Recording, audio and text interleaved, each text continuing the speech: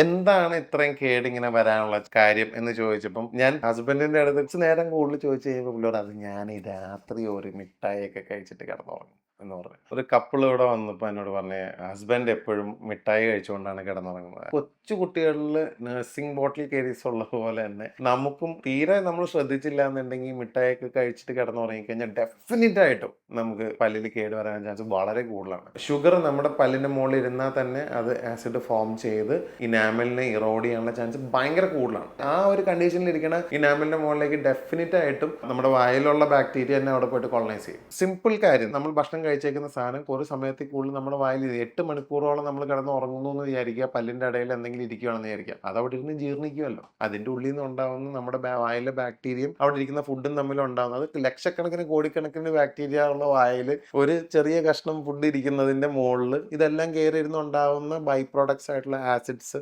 That is good enough to dissolve the enamel. അപ്പോൾ ഓരോ പ്രാവശ്യം നമുക്ക് ഇനാമൽ ഡിസൊല്യൂഷൻ സംഭവിച്ചു കഴിഞ്ഞാൽ അതിന്റെ മുകളിൽ പല്ല് കേട് വന്ന് പിന്നെ ഒരു ലെയർ ഇനാമലിന്റെ പോയി കഴിഞ്ഞാൽ പിന്നെ ചടപടയെന്ന് അടിയിലേക്ക് കേട് വരാനുള്ള ചാൻസ് വളരെ കൂടുതലാണ്.